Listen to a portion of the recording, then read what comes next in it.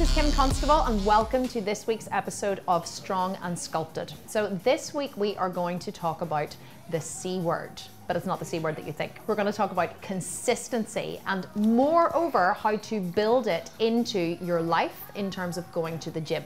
One of the questions I get asked on a daily basis is, Kim, how do you remain so consistent? How do you get up, do the work and show up every single day to go to the gym and do what needs done to build the body that you have?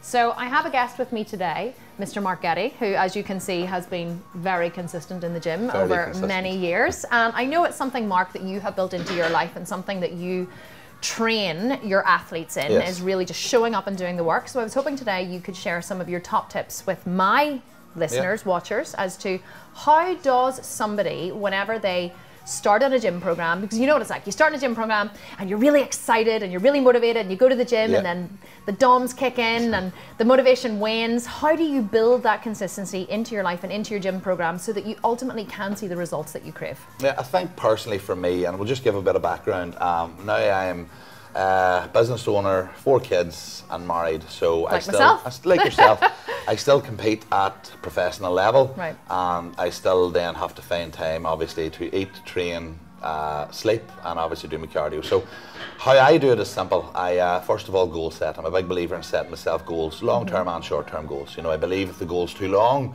and you haven't got anything to keep you interested in the short term, you're going to go off the rails. So for me, at the minute, my long-term goal is the Mr. Universe in October. Short-term, October next year. October a year away. October a year away. So it's 14 months, you know. Short-term goals for that is simple at the minute. It's to basically get my body primed for what's going to happen. So for example, between now and Christmas, I've set myself a goal of losing 20 pounds, do you know what I mean? And actually gaining the same back and muscle, if that makes any sense. 20 pounds of body fat. But 20 pounds of body fat and trying to put on more muscle in certain areas. Because to lose 20 pounds, you could probably just chop off your arm. Yeah, no problem. Chop off a calf, maybe, you know. A calf or a foot. That's the short-term goals. And then as the show gets closer, these goals get bigger and bigger and bigger into basically meeting what I need done come October. So that's the way I do it. I'm a big believer in goal setting. I'm a big believer in plan setting. I'm a big believer in the man to feel to prepare, you know, prepare to feel. So like that's the way I look at it. Everything has to be set out. My meals, my supplements, my training, my cardio. Now, getting back the reason I emphasised that 4 kids, a lot of people's excuses for me is I don't have the time, I have these commitments, I have them commitments. I run a business where I'm in the gym roughly 14 hours a day. I have 4 kids. I have a wife, a demanded wife, by the way. No.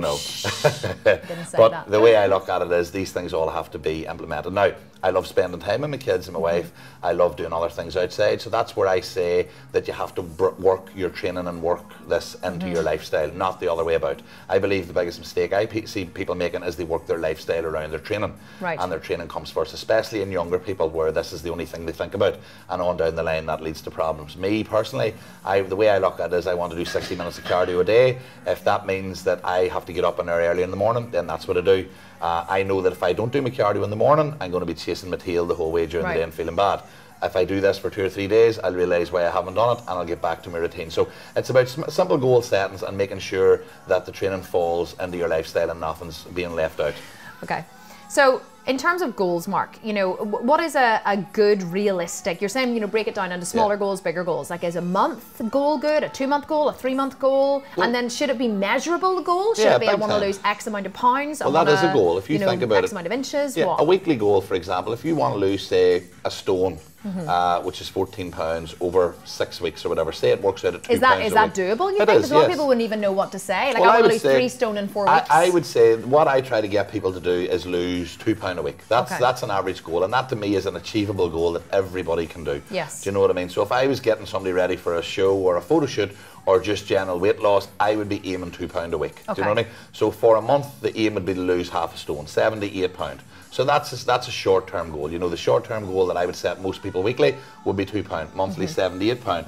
And then obviously maybe we could take pictures every month and make sure that the pictures are looking different than what they were a month later, you know. If that's going towards a photo shoot that we've left, say, 16 weeks, if you're doing £2 a week, it works out at nearly 2 stone in that, you know, in that 12 weeks. And what about also you know, would it be a good goal to set for somebody to say, like, I want to, you know, train X amount of times per week. I want to, you know, I want to train 3 times or 4 times, or I want to do 2 cardio and 4 gym, or big time. Like at the end of the day, should they do that kind of scheduling? Yeah, the scheduling's a good thing. Like that's what we talked about, I think, in a different video about planning, getting a plan and making sure that your plan's there so that you can, you know, achieve it. Like your plan has to set your goals. So if you want to lose, say, a stone in a month and you're training once a week, that's not going to cut it. Right. So the plan has to be in relation to your goals. So for me, if I was having somebody wanting to do 2 pounds a week, I would be having them train 4 days a week with weights and potentially doing 5 days a week cardio. Right. Do you know what I mean? And then obviously I'd be setting this plan and changing this plan depending on how the goal changes. Do you know what I mean? So if the following week I want to up it and go, right, we're going to go 3, I might add more cardio in. Do you know what I mean? So the plan has to be in relation to the goal. Do you know what I mean? If you feel that you're going to lose a stone in a month by doing 1 cardio session a week of 20 minutes, walking and eating ice cream, then you're not being realistic. Walking to the ice cream shop. Walking to the ice cream shop. Scheduled cardio. Yes, you're a little bit delusional. So that's the thing. You know, at the end of the day, for me to be consistent, it's about setting a plan. I get excited when I set a new plan. I know that sounds ridiculous, but I get excited to set a new plan. If I've got a plan that I want to start on a Monday, I'm excited on Sunday to do it. I'm excited to get up and do my cardio. I'm excited to do my training because I want to see this goal materialise. And so I'm excited to see what this 12-week or 12 months transformation is going to look like. So for me, it's making that goal so big that you're excited that you want to do it. Do you know what I mean? What do you do whenever, you know, they always say motivation gets you going, discipline keeps you going. Like, what do you do whenever your motivation wanes? Like, you wake up in the morning and the last thing, like, give me some real strategies here. You're lying in bed, the alarm has gone off, it's 5:30 a.m. You know you have to train before you go to work, or it's not going to happen for the rest of the day. And the last thing you want to do is get out of bed. Well, what do you do? I work it forward to how I'm going to be feeling later on. Like, I know come 8 o'clock at night, I'm going to be feeling I have to do that cardio, and I know I'm not going to do it. Right. So I am going to feel like crap that whole day. I'm going to be constantly thinking about that cardio I missed, thinking about that cardio I missed. So the way I look at it is I project myself forward 6 hours to know how I'm going to be feeling if I don't do it. Do you know what I mean? I know I still have to do it or that goal's gone. Do you know what I mean? And if you slip once, it's okay. But if you keep slipping, then you're going to just fall down that slippery slope. So to me, it's easy. I know if I miss leg training on a Saturday morning at 9:30, I'm going to be constantly wanting to train legs the whole day, or my wife's going to go, just get out of the house. Just get out of the house.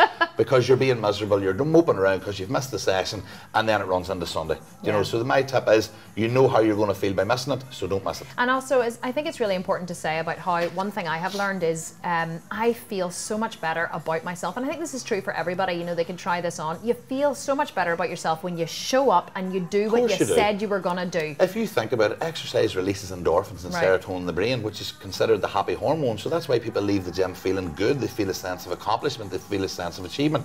Everything gym related is health related, and everything like that. Mental health even. Do you know what I mean? It's all good for it. So why would you not want to do something like that that's going to influence your body and your life for the better? It's kind of like the quote out of Legally Blonde. I think it was Legally Blonde 1 or Legally Blonde. I think it was Legally Blonde 2. Did you ever see the movie? No. Elle Woods. And she said, there was a girl in it who was actually accused of murdering her husband, and Legally Blonde Elle Woods said, she said she couldn't have murdered her husband. She said because she exercises, and exercise releases endorphins, and endorphins make you happy, and happy people just don't kill their husbands. That's a good point. I thought it was such a good quote. And the world is better for exercise. And the world do you is know better what I mean? for that. So set a goal. Project yourself forward into how you're going to feel when you don't show up for yourself, and then just pull up your big girl pants or your big boy pants and just get on with it. Just get on with it, because let's face get yourself out of bed. There's going to be days you're not going to want to do it, but them's the days it's going to feel far better to do it. Well, like I was saying earlier, there's days I'm sure when people wake up and they don't want to go to work, and that's the example I give to people. I say, well, have you ever woken up at 7 a.m. and your alarm's gone off and you just do not want to get out of bed and go to work? And they say all the time, and I say, well, do you get out of bed? Yes. What makes you get out of bed? Well, I don't know, I just do it, like the fear of getting fired or the fear of whatever, you know. So it's about just finding that motivation, just getting up and doing it and projecting yourself forward. Everybody's motivations are different. But at the end of the day, once you find it, just use that and keep it. Yeah, it's true. Wonderful. Yeah. Thank you so much, Mark. No this problem. Has been amazing. My pleasure. But now I want to hear from you guys. Do you struggle with motivation? Do you struggle to get out of bed every morning and do the thing that you know you want to do? Or maybe you suffer from too much motivation, a little bit like myself, and you bounce out of bed and into your exercise regime every morning. Or what are your top tips for staying motivated? Is it about finding something you absolutely love to do, something that ignites a fire in your soul? Maybe Zumba is your thing. Maybe you don't like to train in the gym, but you love to do do marathons. Whatever it is that keeps you motivated, I want to hear about it in the comments below. So leave a comment below this video. Tell me what fires you up, what lights a fire in your soul, and I would love to have a conversation with you there. This is Kim Constable, and I will see you next week.